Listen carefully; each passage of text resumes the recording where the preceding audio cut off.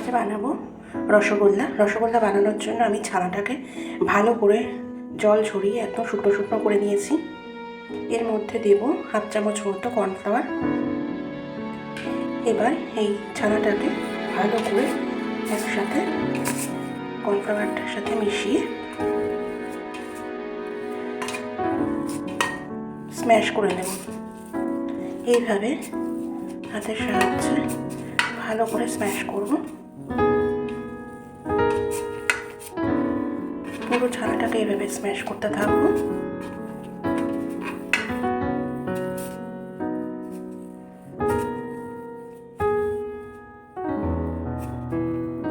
এইভাবে পুরো ছানাটাকে হাতের সাহায্যে স্ম্যাশ করে নিয়েছি। আর পুরো ছানাটা স্ম্যাশ হয়ে গেছে। এবারে আমি এটাকে গোল গোল করে দু হাতের সাহায্যে বল বানিয়ে নেব। বলগুলো আমার বানানো হয়ে গেছে। এবার আমি একটা বাটি, হাফ বাটি চিনি নিয়েছি। চিনিটা আমি একটা প্যানে দিয়ে দেব আর এর ঠিক 4 গুণ জল নেব।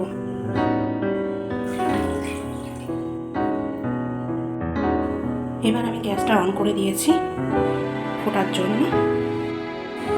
এবার চিনি শিরাটা যেই ফুটতে শুরু করবে আমি এর মধ্যে দিয়ে দেবো রসগোল্লাগুলো।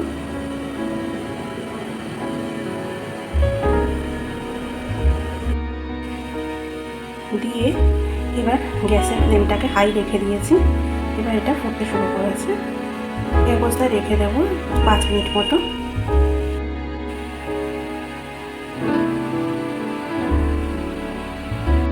মিনিট পর আমি এখানে আরও 1 বাটি জল দিয়ে দিচ্ছি। আর এখানে ছানা থেকে চিনি থেকে একটু নোংরা বেরোতে শুরু করেছে, সেজন্য এর গায়ে লেগে আছে।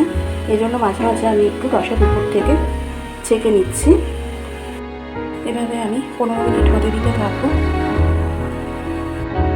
15 মিনিট হয়ে গেছে। এবার আমি গ্যাসটাকে অফ করে দেব।